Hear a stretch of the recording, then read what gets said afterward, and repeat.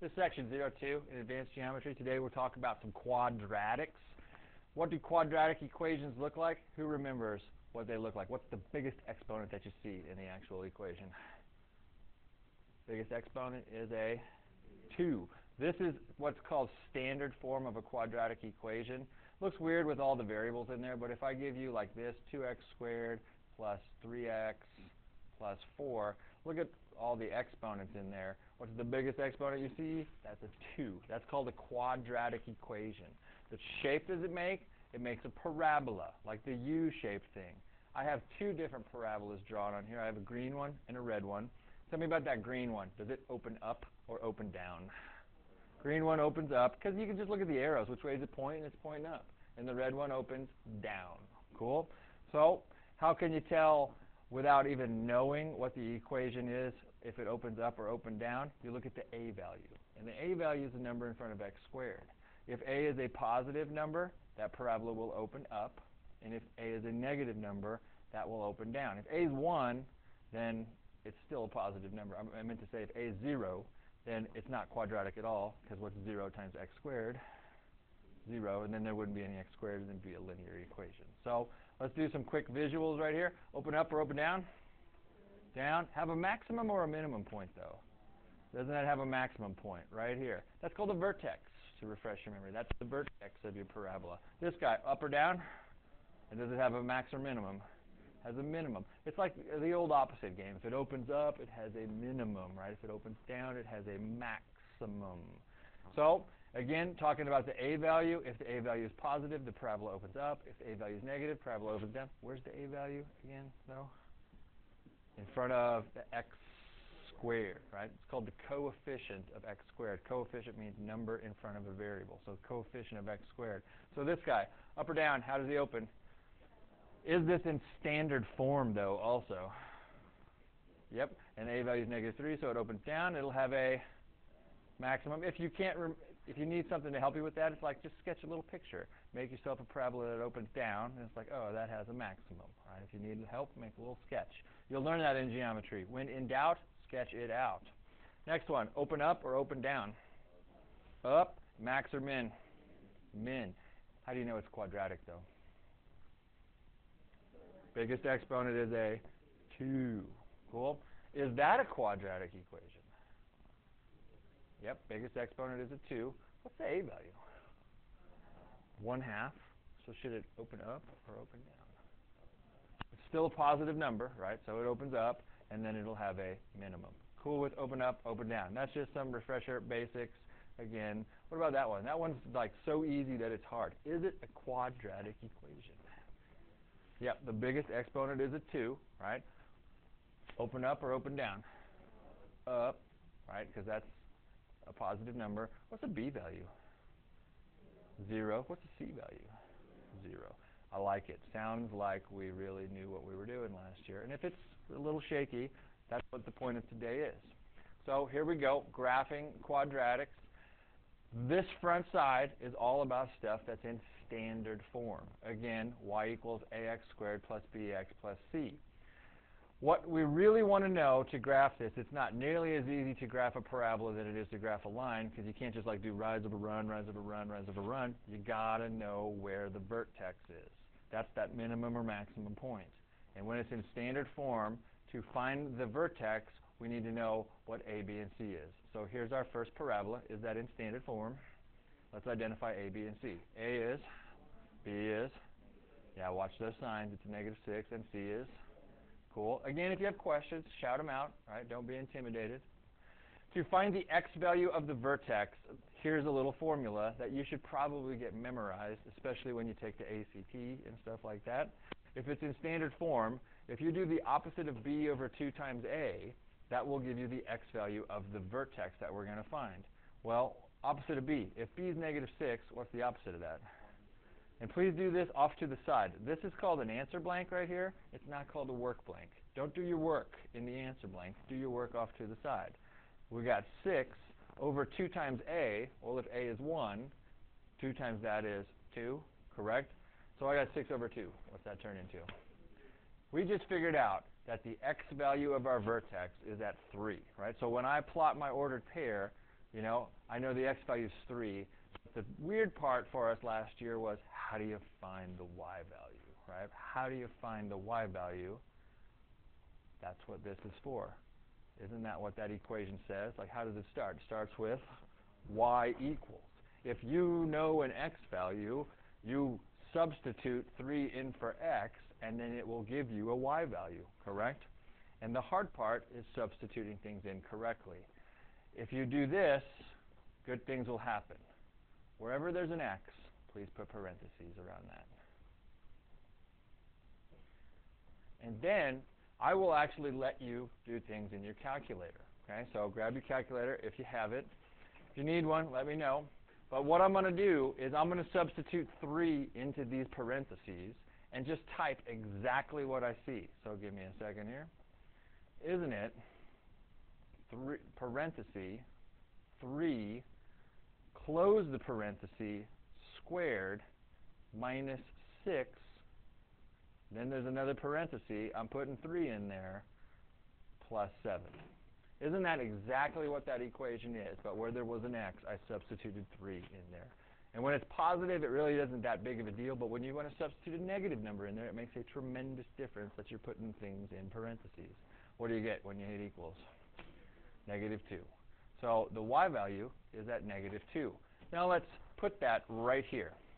This is a table of values that we're making. We just figured out that the x value of our vertex is 3 and our y value is negative 2. That's what that asterisk is for right there. We want the vertex to be in the middle of our table of values. Let's plot that point just for fun. 3, negative 2. There's the vertex of our parabola. We can kind of figure out what it's going to look like before we even go any further. Should this parabola open up or open down? It opens up because isn't the a value 1, right? So I know it's going to make a U shape like so, but we're not sketching this puppy. We are going to actually graph it and make a table of values. So here's what we do. Let's start from the vertex, and let's make up 3 more x values, and let's go with integers actually bigger than this one. What's the next integer bigger than 3? 4, then do 5, then do 6. Give me 3 integers bigger than whatever that x value is, going down that way. And then I want 3 more right here, I'll use green, getting smaller. Isn't it go 2, 1, and then 0? Correct? All we have to do now is substitute this stuff in. So let's just start from the top. This is an x value of 0. Let's put 0 in for x. Hey, hey, hey. This one should be done mentally. Isn't putting 0 in like the easiest thing we can do? If we put a 0 in right here, what's 0 squared? If we put a 0 in there, what's negative 6 times 0? And then if we add 7 to that, how much do we really have? 7. Cool?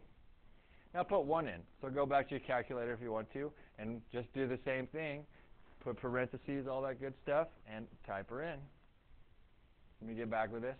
If we put 1 in, right, so I'd get 3, my bad, it's 1 squared minus 6 times 1 plus 7. What'd y'all get? 2. All right, so put a 2 in your chart right there. Cool? Put 2 in for me now. What'd you get? Negative 1. Okay? Now if I put 4 in, if I do 4 squared minus 6, my bad, times, what did we put in 4, plus 7, what'd you get? Negative 1. If you put 5 in, I guarantee you, you'll get 2. And if you put 6 in, what will you get? And hopefully you know that parabolas have symmetry. You see how these numbers were the same right there, and these numbers are the same, and these numbers are the same. They're symmetrical around the vertex. And I'll show you what that means after we plot them. Let's plot these points. Let's plot.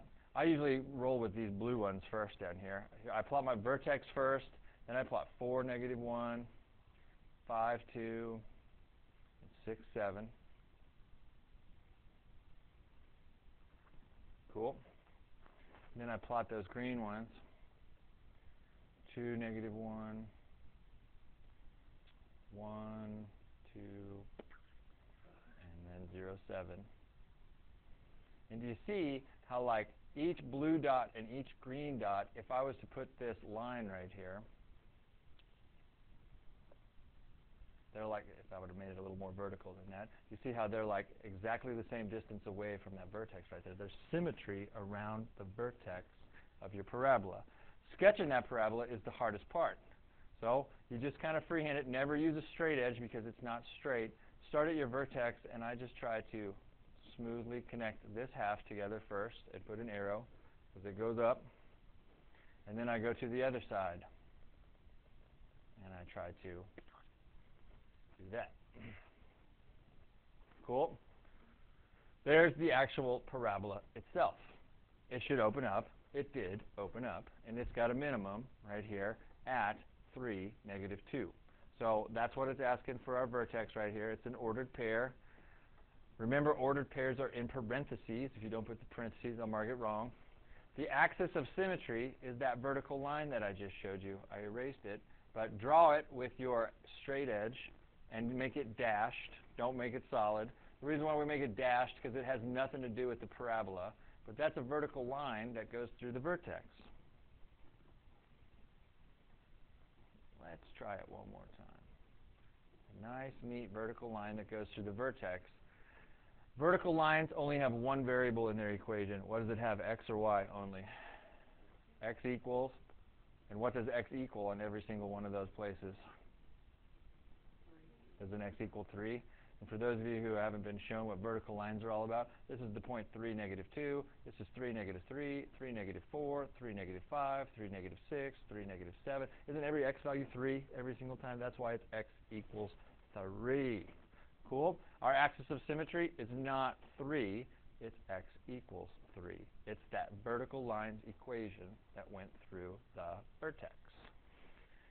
Hopefully, the way I'm seeing your faces, that's familiar. It's the domain and range that we kind of, depends. Domain, is that about x's or y's? What do you remember? X's. Which one of these is the x-axis? The one that goes left and right or up and down? So since this is the x-axis, you read your graph from left to right. Okay, watch my highlighter. You don't have to highlight, but I'm going to highlight the actual blue graph from left to right. How far to the left will that thing go? Now, I know it's going up, right? But isn't it also moving left and moving left and moving left? How far to the left will that thing go? Forever in the negative direction, which is called negative infinity, correct? Won't it go on forever into negative infinity? How far to the right will this thing go? To positive infinity, correct? And if you start using those phrases, your algebra 2 will be a piece of cake. It went from negative infinity to positive infinity. Are you okay with that? Then, was there any like gaps in the graph? So, since that went from negative infinity to positive infinity, wouldn't you think out of all the numbers that you know that that's like every real number around? Cool. So let's write that in set notation. What does this mean right here? What is that? The set. Right? That's a set bracket. That means the set. What variable is domain? So this says the set of all x's. Right? It's any x that you want. Then we put this cool thing, which you say out loud means such that. And then you told me that x had to be what? A real number. So we say x is an element of, that's at E. I'll draw it for you slowly. It looks like the letter C, if you will, and then you put a little staff in it. And what's the symbol for real numbers? Double bar R. I'll say that again for you, for those of you who didn't say that over and over and over again last year. It's the set of all x's, such that x is an element of the real numbers. If you don't know how to say that, keep saying it to yourself. That's what we did last year. We said it 5 times in a row. They got it down just like that. Range. Range is which variable then? And check your y-axis. Doesn't it go like up and down? Hey guys, you know we usually go left to right, correct? Because that's how we read a sentence. Well, it's always from smallest to largest. Aren't these numbers over here smaller than these numbers over here? You go from small to large. When it's range, you go low to high, right? Doesn't it go up and down? So go from low to high. How low does that green graph go? Isn't this as low as it gets right there? Where's that at? On the y-axis. Isn't it at -2, correct? Does -2 count? Is this dot filled in, or was it an open dot? It's filled in, so does -2 count? It counts. So the lowest this gets is -2. How high does that puppy go? to positive infinity, correct? So as y values, shouldn't all the y's be like bigger than negative 2? Can they actually be equal to negative 2 also? So I'm going to write something. You tell me what that says. What's that say? Set of all y's such that. Then you told me that y has to be like bigger than or even the same as negative 2, correct? So y's got to be greater than or equal to negative 2. And my pen froze on that set bracket. The set brackets, if you can't make them that pretty, they're hard to make. You know, try your best, okay? But just don't make parentheses. That means something different. You all good with that? The beauty is with the symmetry, that's just what someone was asking earlier. It's like, do we have to do all 6 of them? No, you don't have to do all 6 of them. You got to find this, and then if you do these 3, shouldn't these 3 be symmetrical to it also? So let's roll again. Questions, though. Is this a parabola? Yes or no? Why? Biggest exponent is the 2. That's quadratic. A, B, and C? A is? B is? 0, because it's the number in front of x to the first power. And C is? That's the scary part. Because you know how to do a lot of this stuff already, you go too fast, right? Slow down. You know what you're talking about, right? Slow down. X value of the vertex is what I need to find. Opposite of B. Well, what's the opposite of 0? Is still 0, over 2 times a, which would be negative 4. What's 0 divided by negative 4? 0. The x value of my vertex is 0. That goes right here in your table of values next to the asterisk. How do you find the y value of the vertex? That's the most complicated part for people that do this for the first time. How do you find the y value? Substitute 0, which is the x value of the vertex, into that equation. And since it's 0, which is such a simple number, what's this term going to turn out to be if we put 0 in there? Add 3 to it and you get 3. Which numbers do you select then? Just go integers larger, going this way. 1, 2, 3. Correct? Integers smaller, going this way. Negative 1, negative 2, negative 3. Cool? Do you have to put all 6 of those numbers in there? Nope. Which ones would you choose to put into the equation? The positive ones or the negative ones? Put the positive ones in, right? Get those 3 done for me in the calculator. Put those positive numbers in. Please pause the video and get that done. 1. How about when you put 2 in? And 3? Any questions of where those come from? You understand how to substitute them in? Okay. Then what's this one going to be based on symmetry? Will it be negative 15, negative 5, or 1? 1, this is.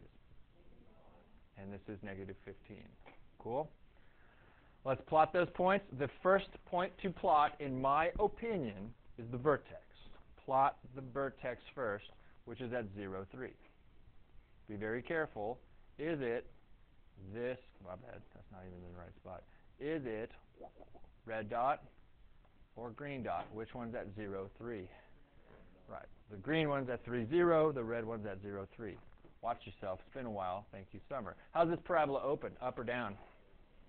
Down, right? See, I'm thinking ahead before I even plot the points, right? So it should open down. And then 1, 1.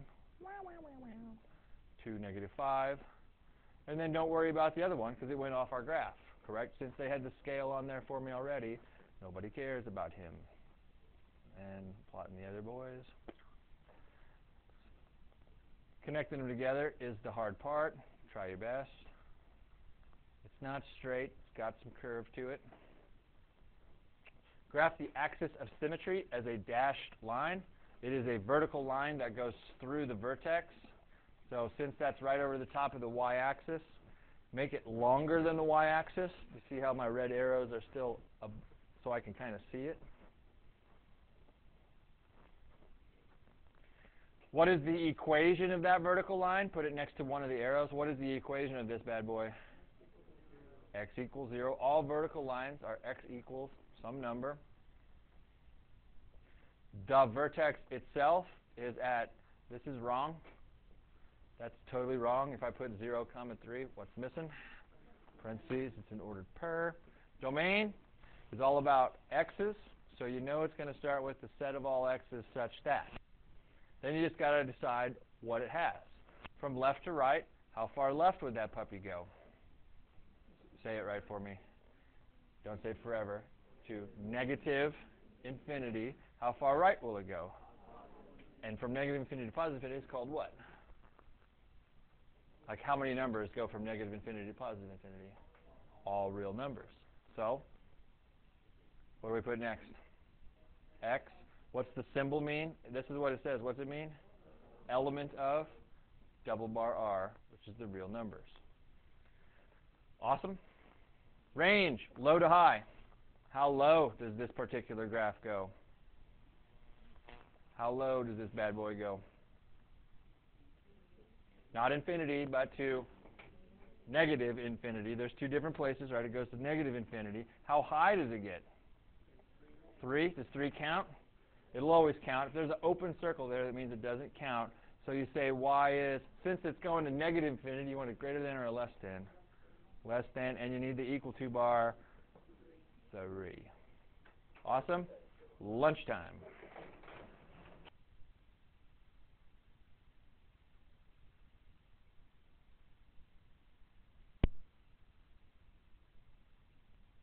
Our next one, is it quadratic? Yes or no? Yes. A, B, and C, and find me the x value of the vertex. X value of the vertex. Do a little work off to the side.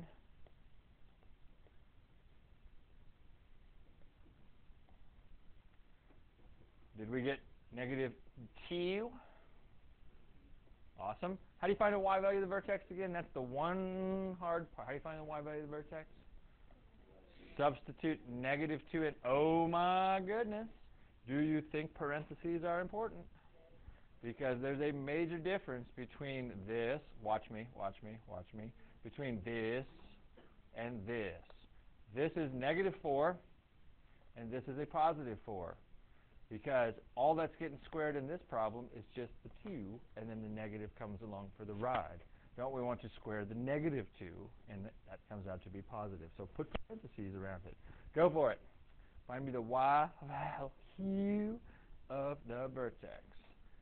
Typing that in for you out there in video land.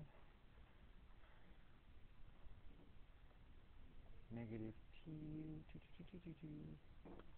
Make sure you use negative also instead of subtract. All right, that might, if you get an error, you hit the subtract key. Enter. Negative 8, is that what we should get? Cool. Yes, sir, Bob. Then set up the table. What number do you want me to put right here? Negative 1, then 1, and negative 3, negative 4, negative 5. You only have to do half of them. I would choose this bottom half right here. Put the negative 1 back in, and then the 0 is a piece of cake. All right, so fill out that table. Why don't you pause the video, get that done for me, and then check back.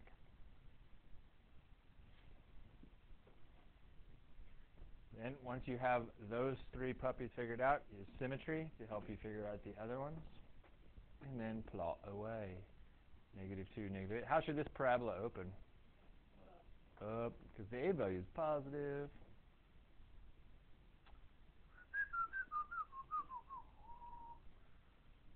Pow. Pow. Pow. Connect the dots. La la la.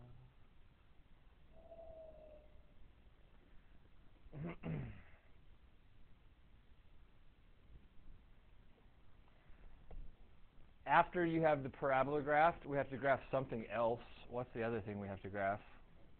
Axis of symmetry. It's a vertical line that goes through the vertex. I like to make it dashed because it's not really a part of it. This is always an x equals, and it's quite simply the x value of the vertex. So this should be x equals negative 2. The vertex that we had. See if you can get the domain and range without me helping you. Read from left to right for domain. Read from low to high for range. Give it a shot. There's nothing wrong with making a mistake.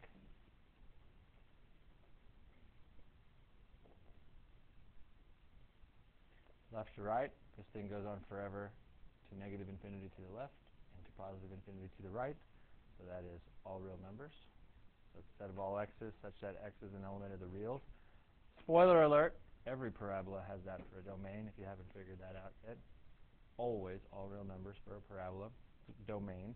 Range, set of all y's such that y is, then you got to look, lowest it gets is Hoyer, -8, and doesn't it go greater than that also, right? It's above it, so y is greater than or equal to the -8. Yeah? Awesome. These are standard form. Hopefully that was very familiar to you. We did a lot of that last year. Graph translation theorem. How does the parent function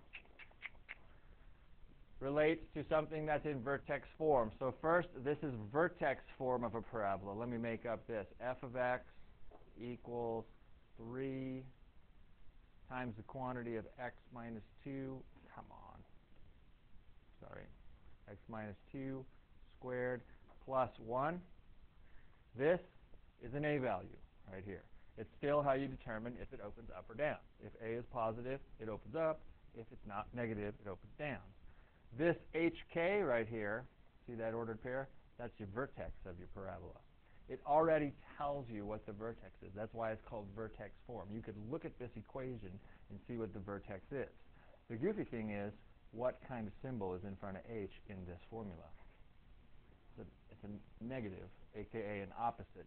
So since this says -2, I need the opposite of that for my x value of the vertex.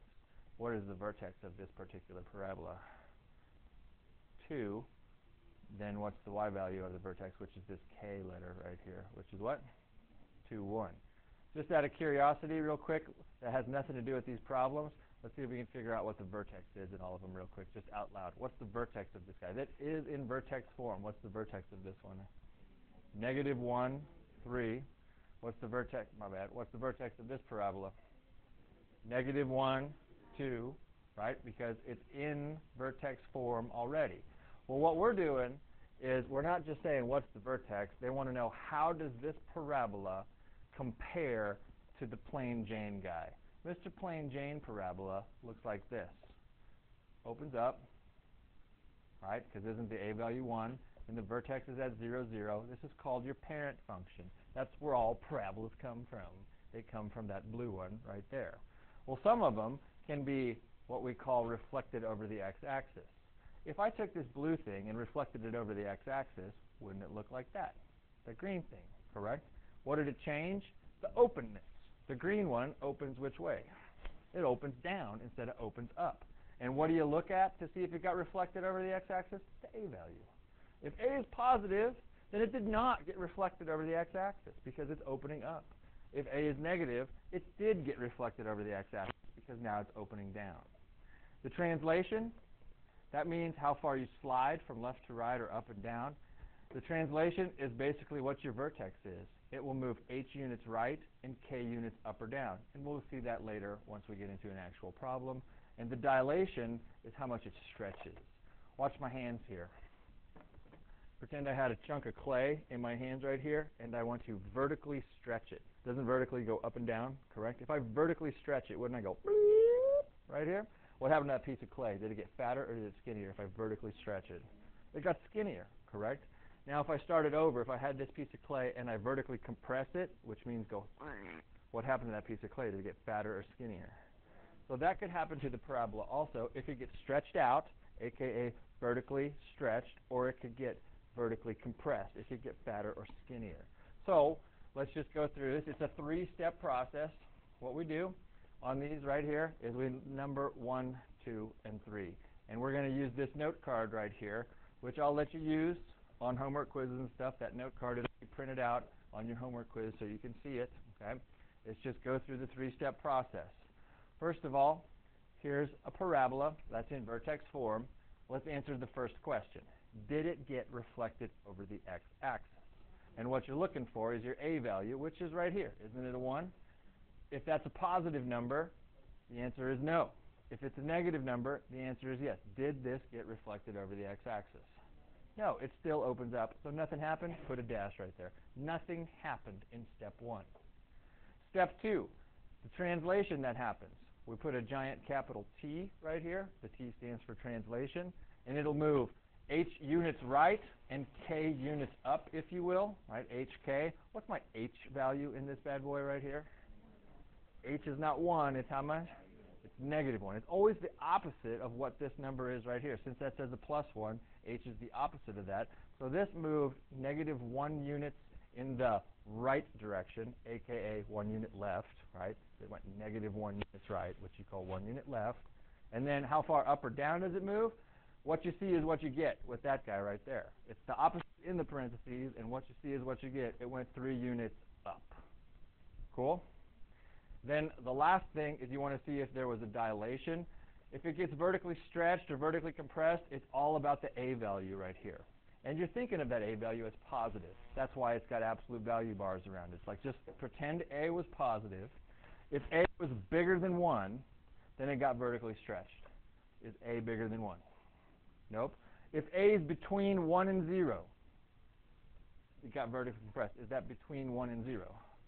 No, it actually is 1. So it didn't get vertically stretched and it didn't get vertically compressed. It stayed the same size because A actually is 1.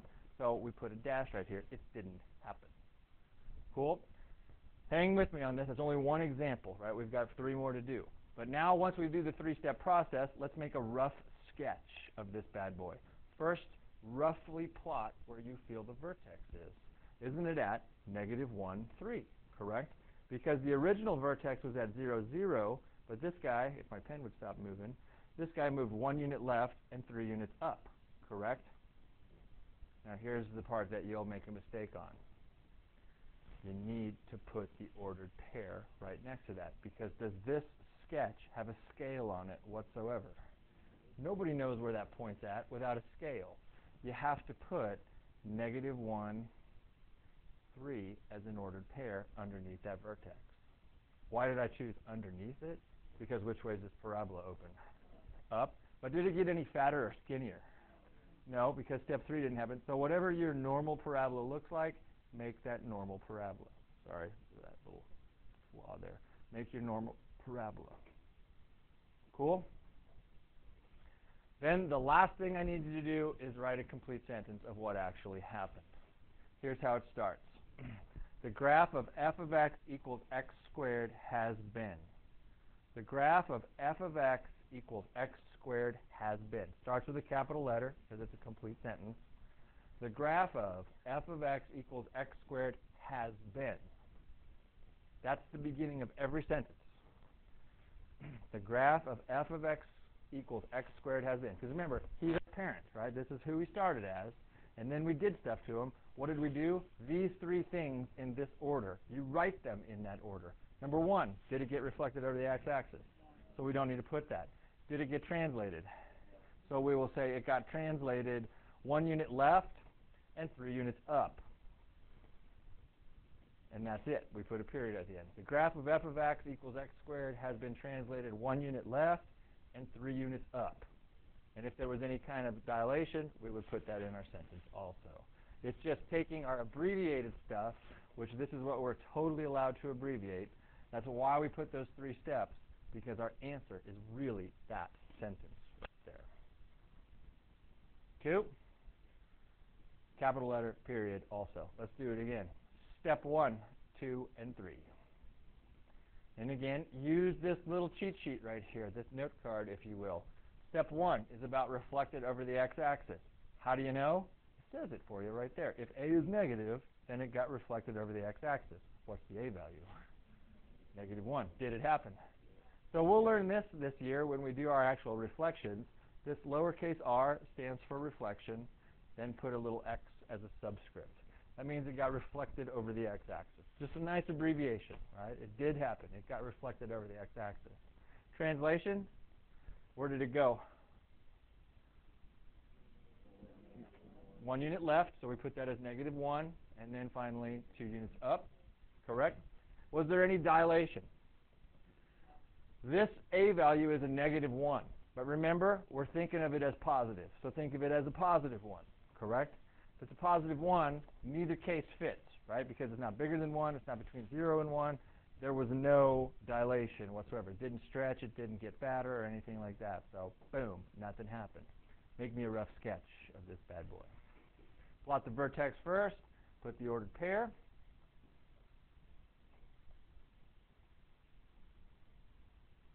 In parentheses also.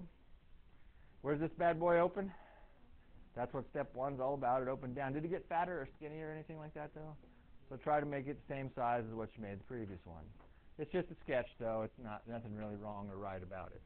Just a rough sketch.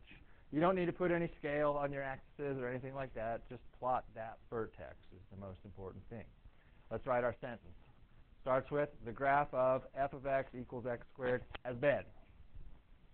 The graph of f of x equals x squared has been.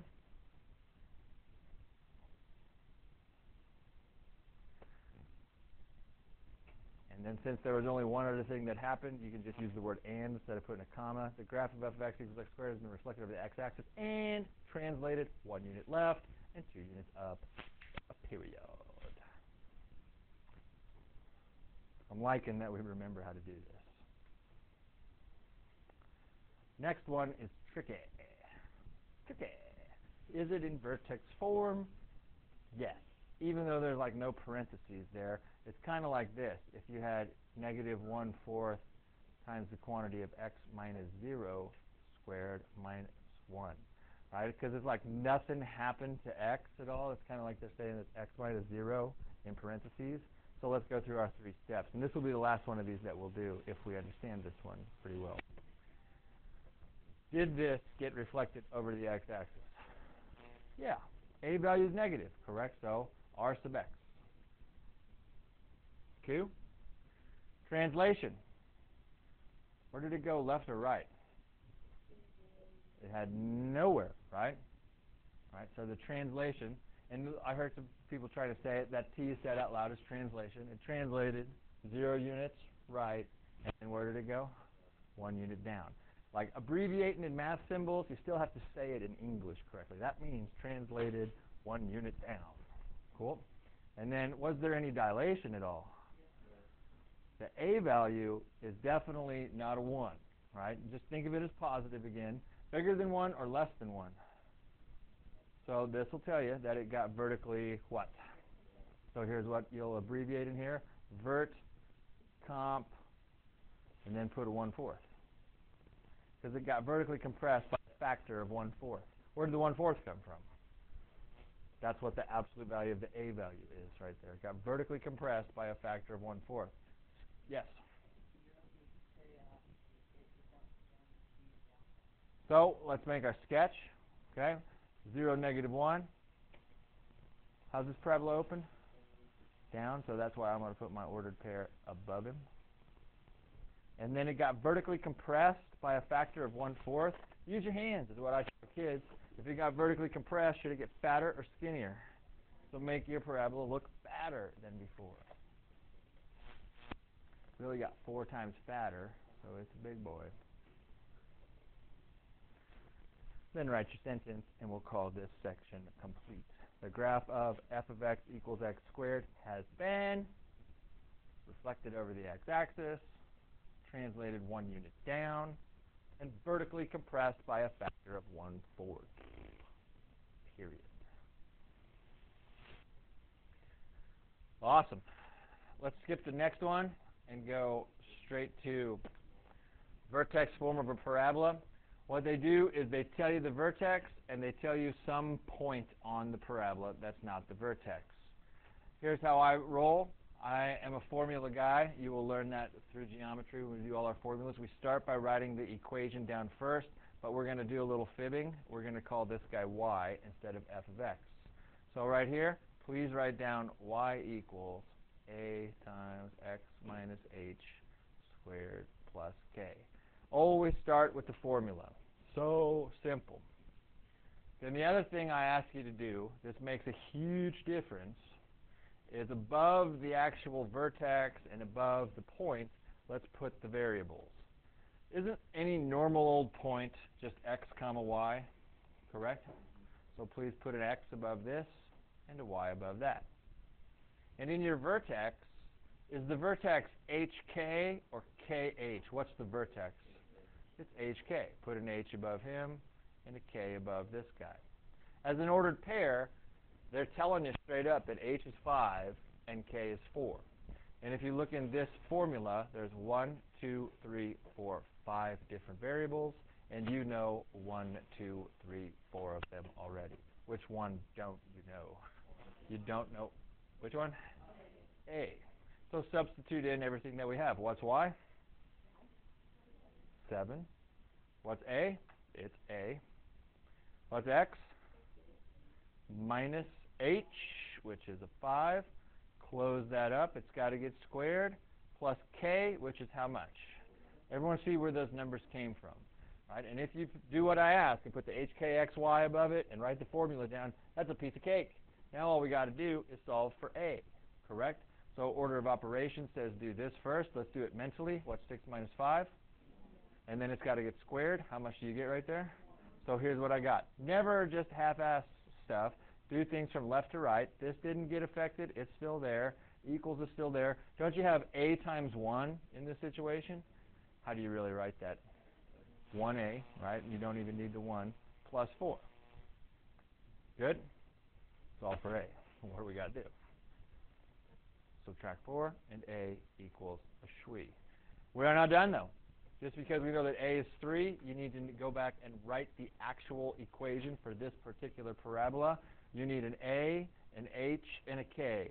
Don't we have them all now? Don't we know what A, H, and K is? So it's Y equals, A is how much? 3 times the quantity of X minus H. What's H, though? And then here's the part that people forget. You need a little squared up there. Otherwise, it's not a parabola at all. Plus K, which is 4.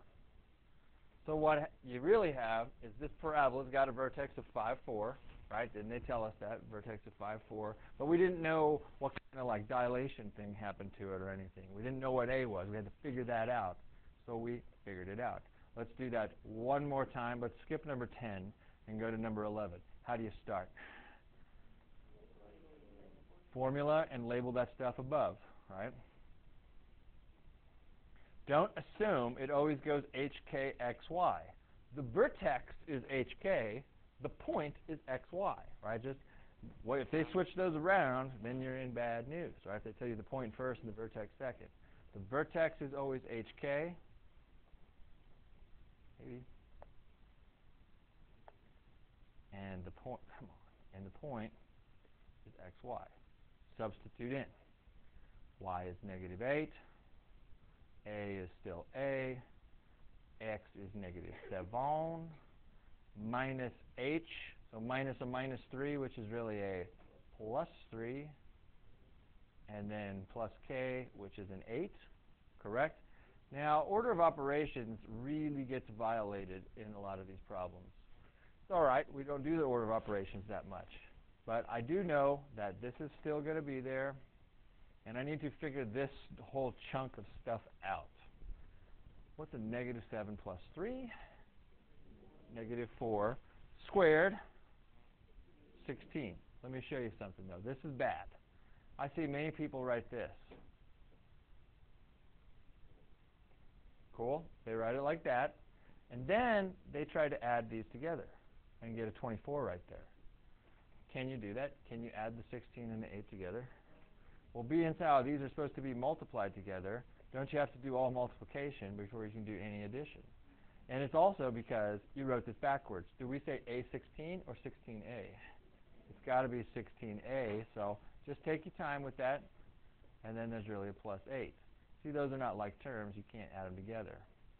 What's your move, though? To solve for A. Subtract 8 from both sides. What's a negative 8? Take away 8 more.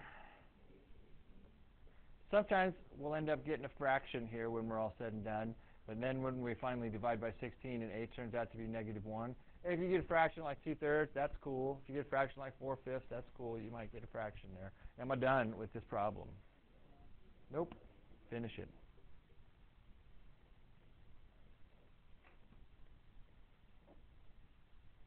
And but you should have boxed that since that's our final answer.